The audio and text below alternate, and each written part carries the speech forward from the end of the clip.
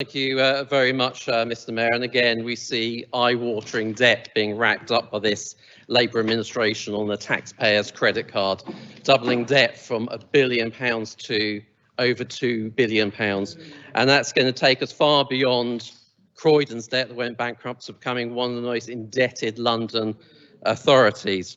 Now, I've frequently posed the point in council meetings, why did Labour go from a plan to flatline around 1.2 billion debt, go into a repayment profile, actually pay off their debt and go into surplus?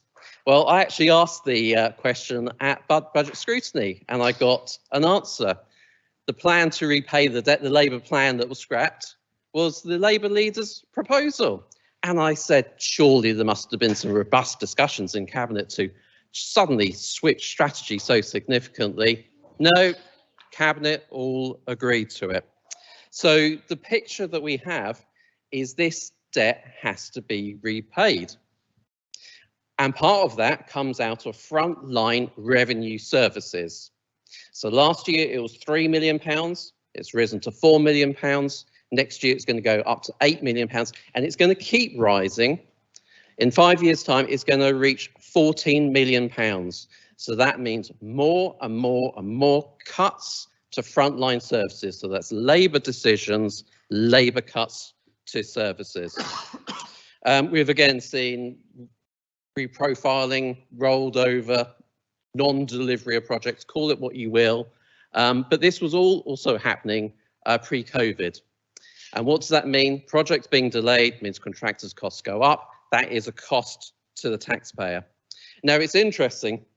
If you listen to the administration, you think that the Conservative government isn't putting money into the area. But as soon as we start to try and hold them accountable on an area, like Meridian Water, they suddenly start championing all the money that the Conservative government is giving to the area. My second part that I'd like to cover is companies. So we've had IWE that's been wound up. One of the other companies, Energetic, been running for 60 years. Under 700 customers. It's made a loss for the last 2 years, and it's not projected to make a profit until 2027. And the exposure to taxpayers' money, well, that's up to £13 million. And their plan is to be putting in an extra £80 million of taxpayers' money over the next 4 years. I really do wonder, if you put that prospectus to Dragon's Den, I really wonder how they would respond to that. And that is the very, very simple picture of this Labour administration's approach. It's more debt, it's more cuts to services, and that means that it's going to impact our residents. And quite frankly, this borough cannot afford 4 more years of Labour cuts to services. Thank you,